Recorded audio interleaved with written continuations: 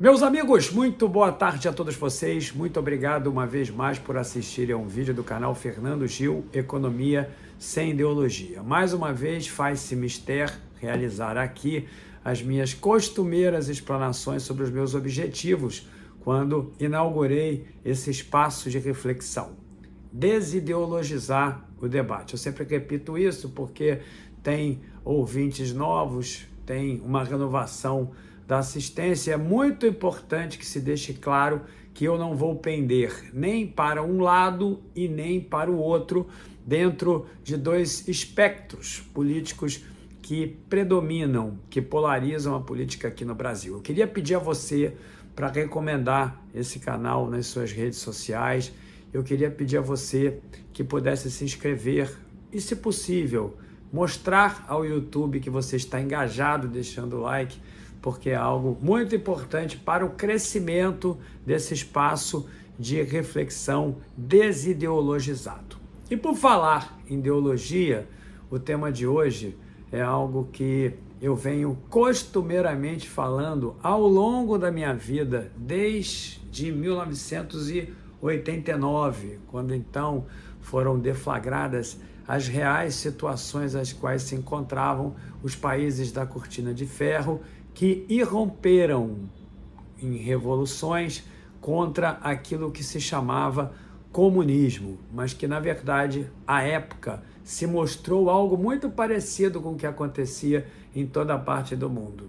Ou seja, um grupo muito pequeno de pessoas abarcando a maior parte da renda do país e um grupo majoritário abarcando a pequeníssima, um percentual muito pequeno da renda daqueles países, ou seja, concentração de renda. Portanto, no meu entendimento, eu sempre disse isso a vocês, eu sou muito criticado, principalmente nos dias de hoje, quando digo que, no meu entendimento, não existe esquerda, não existe direita, não existe comunismo, socialismo, capitalismo, o que existe é um projeto de poder que nós precisamos prestar muita atenção para que sejam liderados por pessoas idôneas, por pessoas que sejam bem intencionadas e principalmente que tenham capacidade intelectual para poder nos liderar. É para isso que nós precisamos nos informarmos muito, abandonarmos as fake news, abandonarmos aquelas mídias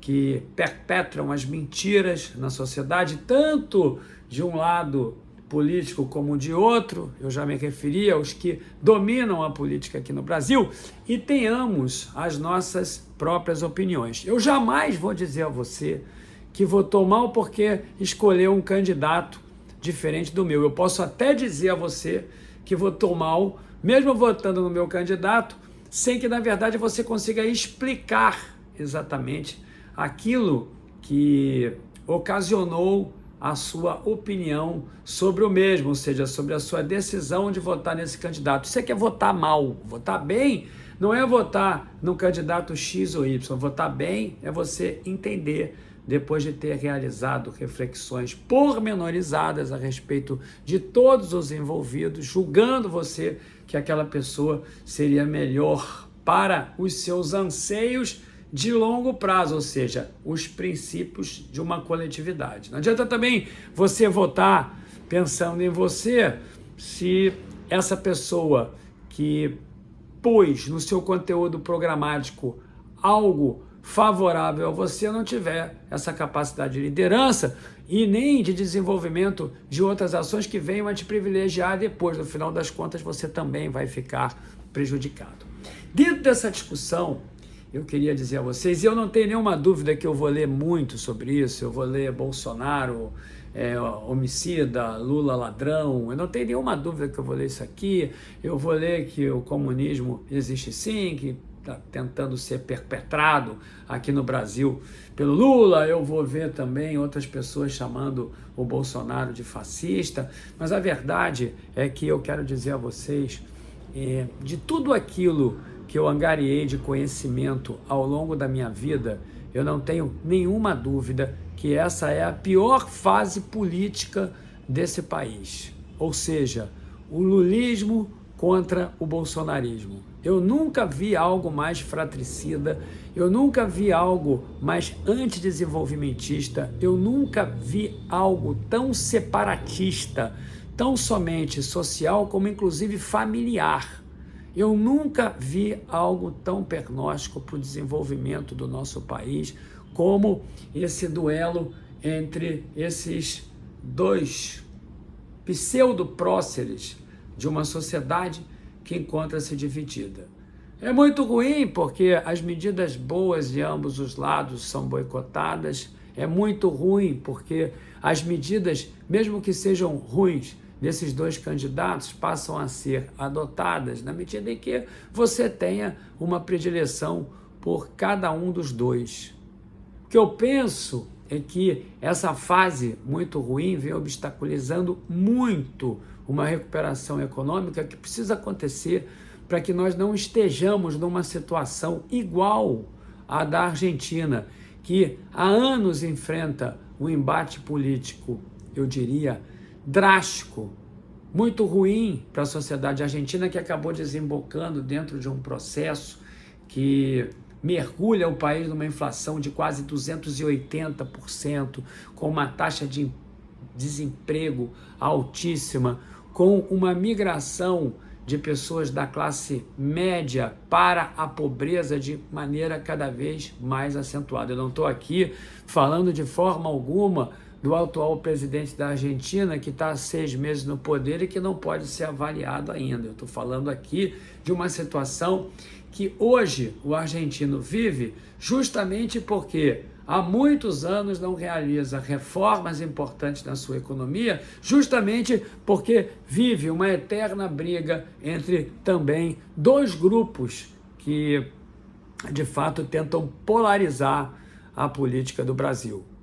Algo muito ruim para nós, que nós podemos constatar todos os dias quando abrimos todos os jornais, sejam eles estrangeiros, inclusive, todos os dias tem notícias ruins dos duelos, dos embates, dos grupos, dos ministros, ex-ministros, dos deputados que apoiam um espectro e outro. Todos os dias, ao invés de nós lermos notícias importantes que nos façam enveredar no terreno do crescimento econômico, no terreno da minimização das dificuldades sociais que nós temos, todos os dias nós entendemos ali brigas entre esses dois grupos que não visam o país como um fim em desenvolvimento, visam um país como um fim para as suas causas particulares, e a sociedade não presta atenção nisso. Eu estou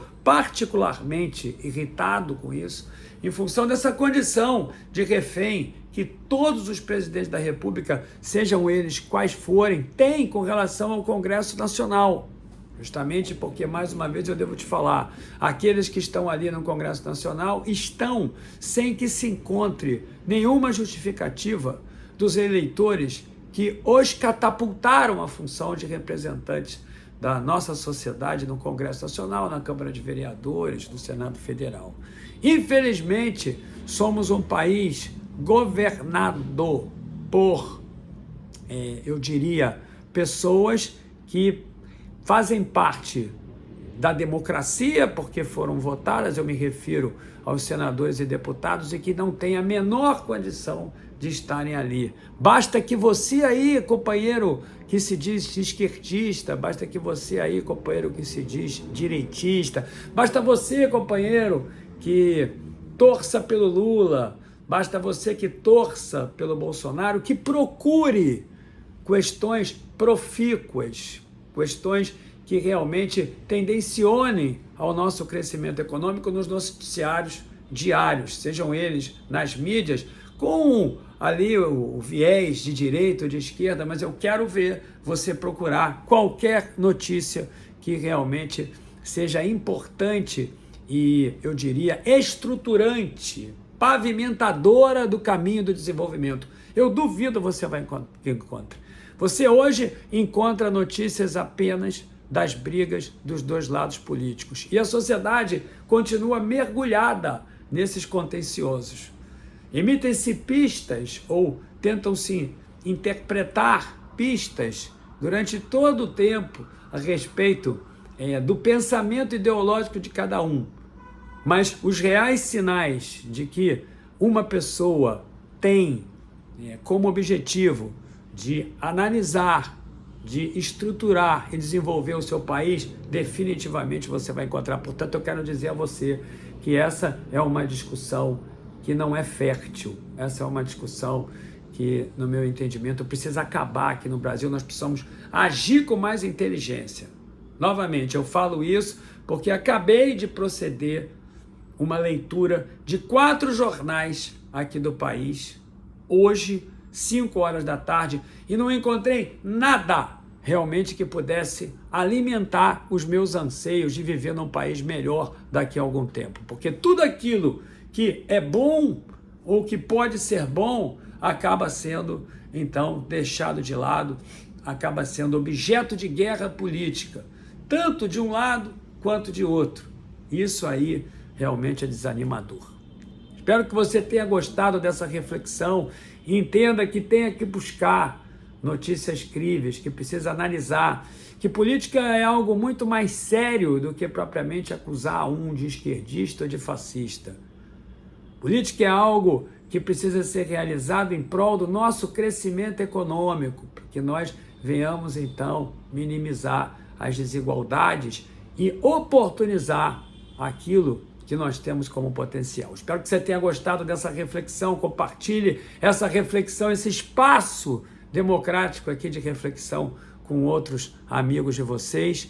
Eu confesso a vocês que não tenho tido tempo de publicar muitos vídeos, mas a minha real intenção é fazer uma live por dia a partir da próxima semana, quando então, estruturada toda a minha logística, vou me permitir fazer. A partir da outra semana, nós teremos lives todos os dias, conteúdos aqui nesse canal, todos os dias, porque eu, humildemente, quero lhes dizer aqui que acho que tenho condições de liderar esse debate.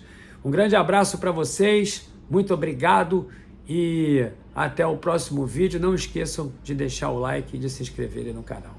Boa semana!